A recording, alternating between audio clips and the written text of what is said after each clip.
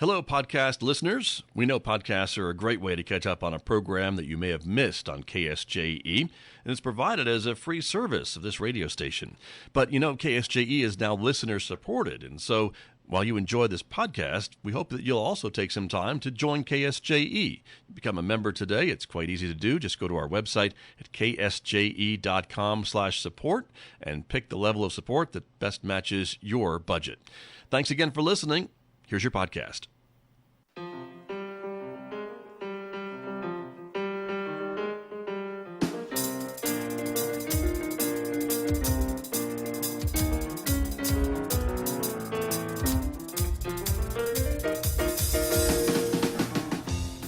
Thirteen minutes past 8 o'clock. It's Thursday morning, the 7th day of the 8th month, 2025.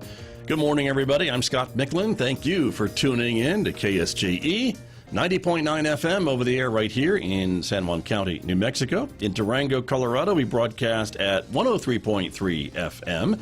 And if you're listening to me anywhere else on the planet, you've gone to our website to do that, ksje.com, or maybe you're listening through the new KSJE app. So glad that you are with us this morning, no matter how you got here. Also, welcome to our viewers who are watching the video of this program, streaming out live to the KSJE Facebook page and also to our YouTube channel. So welcome aboard, everyone. So glad that you are with us, because coming up, it is the triumphant return of one of my favorite guests, archaeologist Paul Reed, who will be joining us in a moment to talk about this Pecos Conference that is coming up. So stay tuned for that. It is coming up in the next few moments right here on KSJE. Stay tuned for that.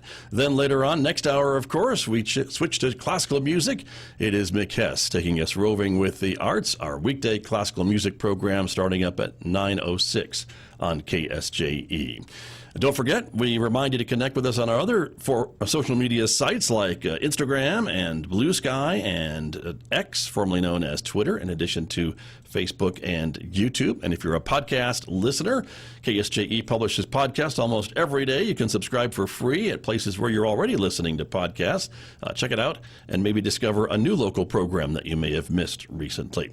And also, don't forget about the new KSJE app. It's available now. You can download it, stay connected on the go, have access to our podcasts and live stream and much, much more. Available at the App Store and Google Play. The new KSJE app is available right now. Outside our studios here at San Juan College, we have another heat advisory in effect for today. 71 degrees already, mostly sunny skies at the moment. We're expecting a hot day today, 94 at least for a high this afternoon. That could trigger a few thunderstorms this afternoon. Overnight, maybe another shower or two with a low near 70. It'll be sunny and hot again tomorrow with a high of 93 on Friday, 68 for an overnight low, 91 sunshine on Saturday, 89 on Sunday, 92 again on Monday, 93 again next Tuesday. Overnight lows, as you can see, in the 60s. I'll be back with my guest, archaeologist Paul Reed, right after this on KSJE. KSJE is supported by San Juan Regional Medical Center. The most important ingredients to sustaining health and wellness are the resources and tools that help you live a vibrant and healthy life. At San Juan Regional Medical Center, the goal is to promote health by making sure those resources are available. Find the path to the best life at lifebetterhere.com. San Juan Regional Medical Center. Better is our mission, improving lives through personalized health and care.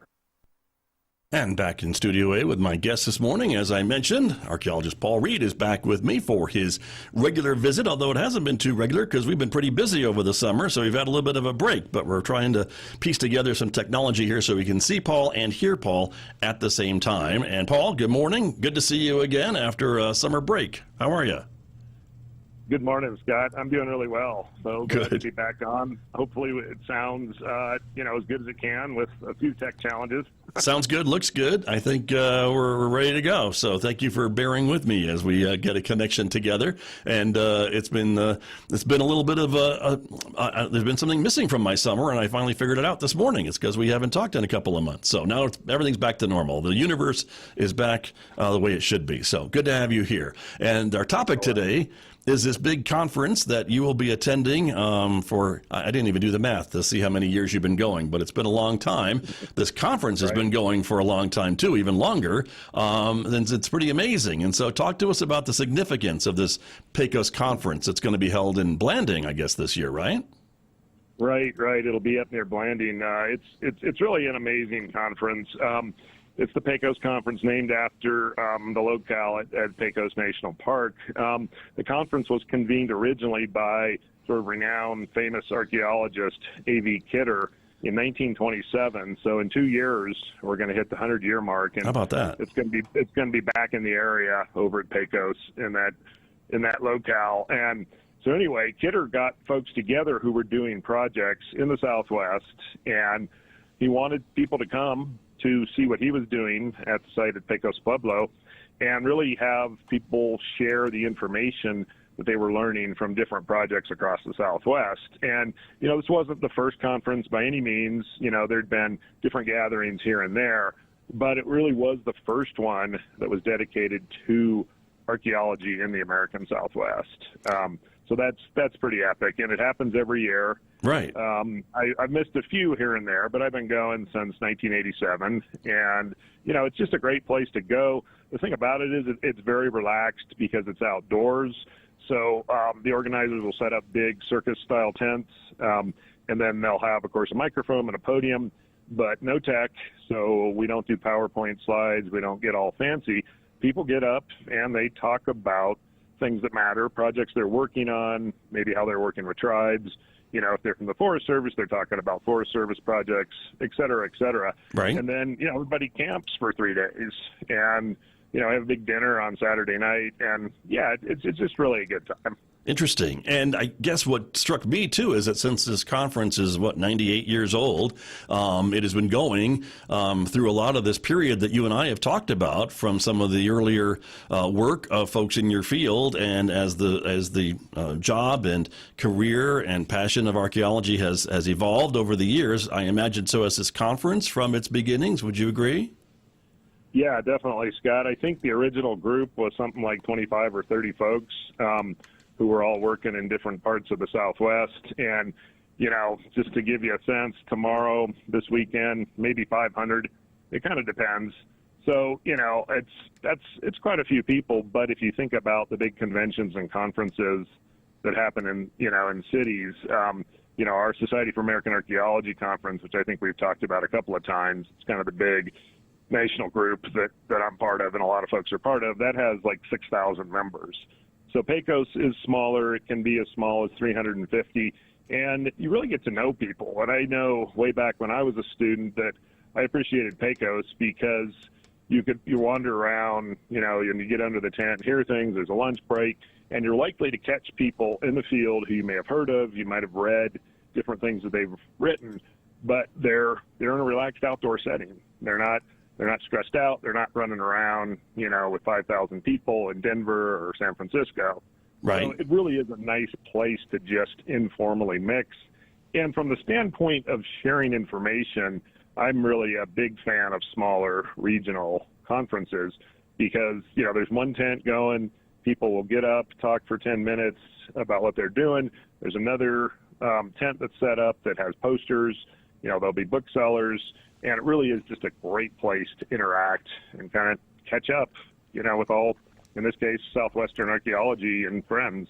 Right. And is this the type of place, Paul Reed, where folks like you and others can come and discuss their theories and defend their theories and maybe argue about their theories? Is that kind of some of the stuff, too, that takes place at a conference like this?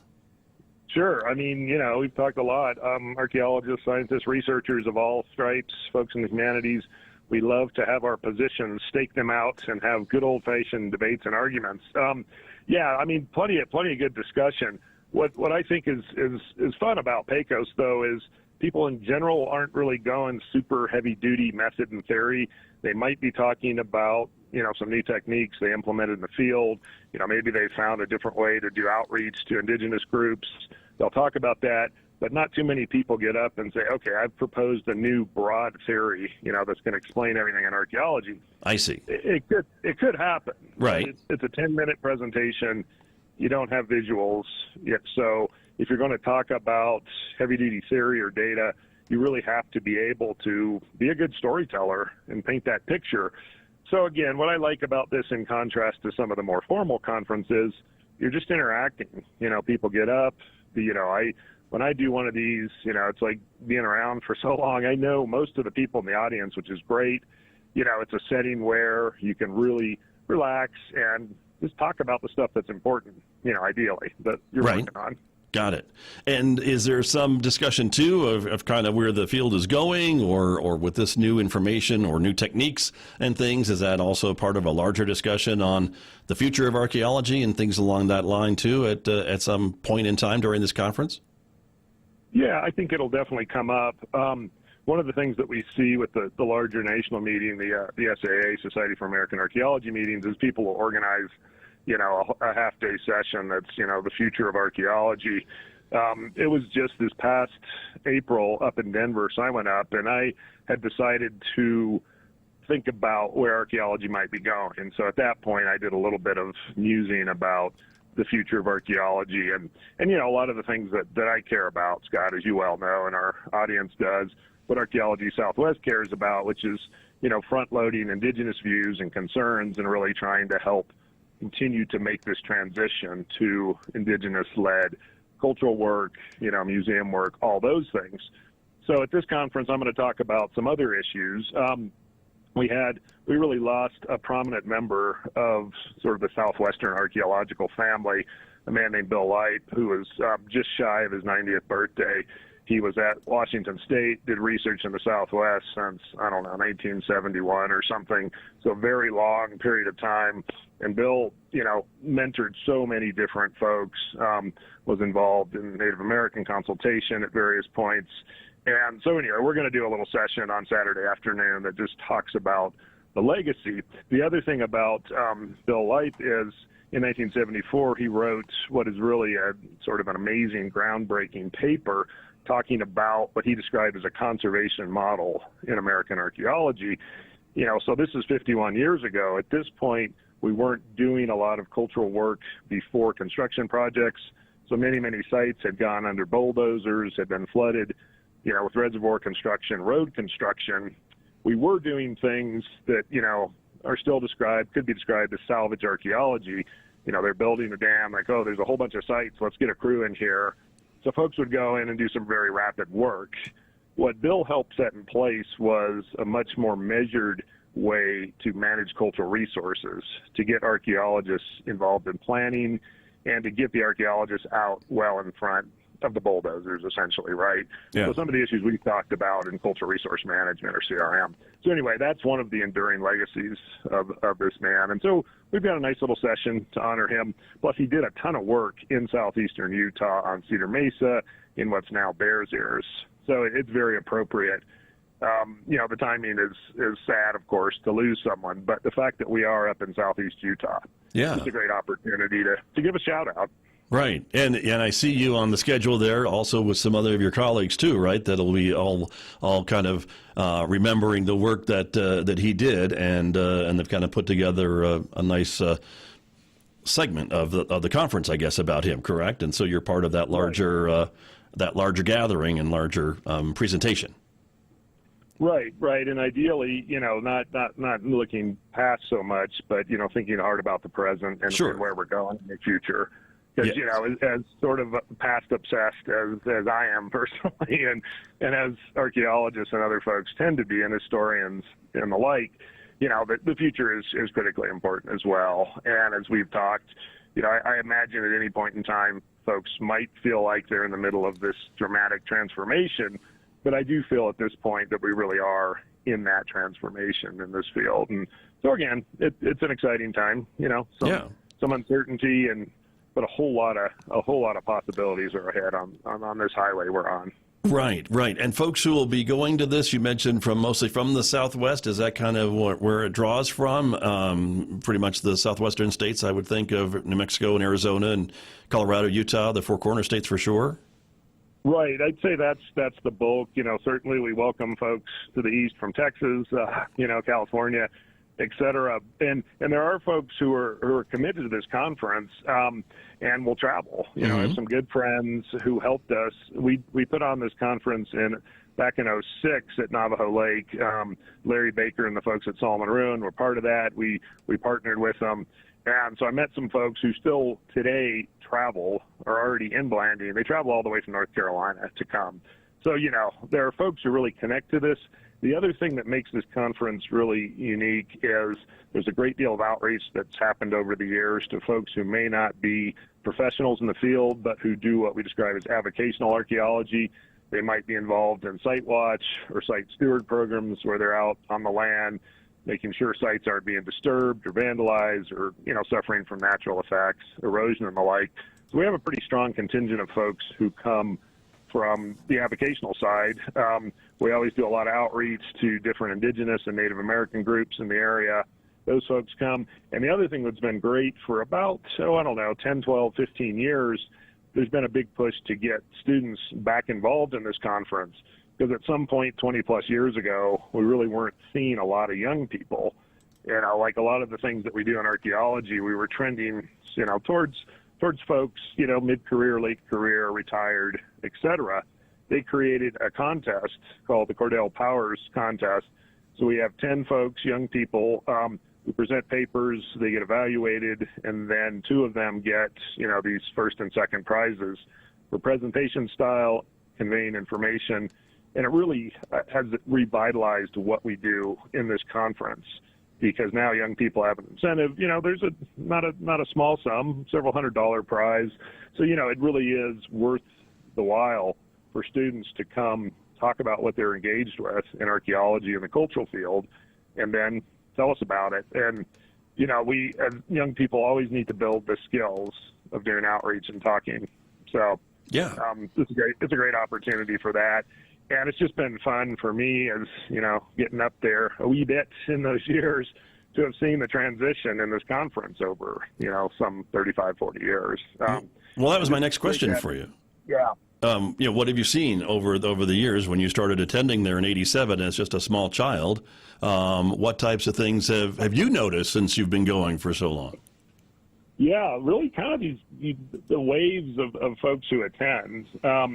It's and again, sort of back to why I really like this conference, because number one, it's in the Southwest. So, in this case, I've got a few hours to drive over to the West and attend, but it doesn't involve a ton of logistical travel. You just show up. And I think we've kind of gone through waves where we have folks in, more in typical academia settings, getting interested in Pecos Conference, giving papers. Then we've had waves of different folks doing avocational research, connecting to this and that. We've had waves, and especially recent, where we're, again, doing a lot of outreach with indigenous groups, having those folks come. Right. And, again, having students back in the mix is really big at this point. There was a point as well, I want to say, 15, 20-ish years ago, where the conference wasn't getting a lot of people. So we've kind of had a resurgence. And the other thing that happened is it was fairly informally organized for a big chunk of this, nearly 100-year legacy. And the group became a formal nonprofit, 501c3, I think about 15 years ago. So that kind of helped put the conference more on solid footing. They have, like any nonprofit, not huge sums of money, but enough money to set up a host to do it. The other thing is it travels around. And so that's, I'm particularly thrilled this year that it's up in Blanding, on the doorstep of Bears Ears, and organized by friends that I've had for a few years with a group known as the Bears Ears Partnership. Right. So, yeah, just fun to kind of watch it, unfold through this time. Sure. Well, and again, as conferences go, it seems like this is really unique in that it's, as you say, there's really not a lot of tech. It's outside. It's kind of folks gathering and camping at the same time, and just kind of enjoying the natural landscape of where the conference is held each and every year as it moves around the region, and kind of that's part of it too, I would think, is just your surroundings. Exactly. And, the way it's set up, folks will arrive this afternoon, Thursday night, a little reception to kick it off, papers, posters, Friday, Saturday, big dinner Saturday night, and then on Sunday, field trips to sites throughout Bears Ears and, the lands between, an area we've talked a little bit about. So there'll be, I think they're planning 8 to 10 trips. So if folks are coming, they haven't been in the area, they've got an opportunity Sunday to get up, and go see some of the amazing landscapes that have been discussed, people Nice. are talking about in the conference. So that's a huge part of it. The other thing is just being outside and camping. I mean, there's not very many conferences that do this. I think, there's other sort of field archaeology, geology, probably biological conferences that do this. But, my wife, Tristan Klaczynski, who you know quite well, Scott, Tristan's always like, you guys have so much fun at Pecos. You go out, you camp, you get relaxed, you talk about the things that matter. You meet people you probably wouldn't meet if you're in a downtown hotel in San Francisco, and maybe people are dressed a little more formally, So again, it's just that the camaraderie is really can't be beat. Yeah. Very nice. Very good. Well, it sounds like a great experience, a great way to share and learn and see what else your colleagues are working on and discovering and talking about. And so it happens, I guess, this weekend, as a matter of fact, right? So it all starts later on tonight, tomorrow, for sure, right? Yeah. I'm here, in the lovely mountains north of Taos, but we wrap up. I get in my vehicle and I'm making the 6-hour drive to Blanding area. Okay. Yeah. Well, safe travels to you. And we just have a couple minutes remaining this morning, Paul. And so Can you give us a little idea of what else you've been up to this summer? I think it's been a busy summer for you, work-wise. What have you been doing? This is the time when you kind of get out in the field, I think, when it's not too awfully hot.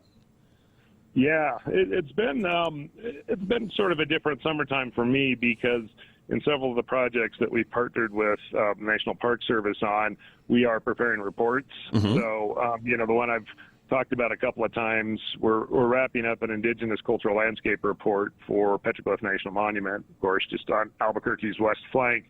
And we've been working on that. I mean, I started talking to them in 2020. We survived COVID, as we all did, doing our best, and then really ramped up our work in 22, 23, 24, had, so many of the tribes engaging, which was wonderful. So, yeah, that one's going to be great because we're going to have a final report early next month. Nice. And that one, so that's great, but there's also I don't get to go wander Albuquerque's West Mesa anymore unless, I choose to get out there, which is great. We're doing an overview project for Chaco and Aztec, which is a little more archivally based, but basically trying to put a document together that summarizes sort of the vast reach of cultural work in those places over 150, 180 years. We're starting a project at Bandelier, which involves working with Rio Grande Pueblos and other tribes there, helping them to kind of sort out how to manage those archaeological resources. And we have one down in El Malpais too, that I'll talk about more in the future that we're starting, which is another indigenously focused cultural landscape report. So, but yeah, it's seems like the summer has flown by, and in the fall, plenty of good stuff coming too. That's true. Well, and it sounds like we can count on you to be here to share it with us as we move forward into the fall, and we're looking forward to that, Paul. But as I said, safe travels to you and your colleagues as you come to the Four Corners and get ready for this 2025 Pecos Conference in Blanding, Utah, just short of its about 100th anniversary here in a couple of years. Indeed, and if anyone is listening and wants something to do, the conference is open. You just show up and have a good time. So there's a link on our website as well if folks are interested. It would be like this radio program lasted for 2 days. It sounds like to me, or something like that. I mean, just a string of guests. Yeah, right. But without the tech, great idea. Without the tech issues, which is probably a good thing. Right. There you go. Well, we need to have a Scott Michlin marathon. We'll just go all 2 or 3 days, or we'll bring in the guests. Okay. That'd be awesome. All right. From your lips, we'll see what happens. All right, Paul. Well, thank you so much. Good to see you again after a little summer break. And again, enjoy the conference, and we'll look forward to hearing about it the next time we speak in September. Great. Thanks so much, Scott. All right, Paul. Thank you very much. That's Paul Reed, archaeologist from Archaeology Southwest, so gracious with his time to be with me here on KSJE. Did you enjoy that podcast? We hope that you did. And if you did, share it with your friends. And if you really want to keep podcasts like this coming, please support KSJE. You can do it easily online at ksje.com.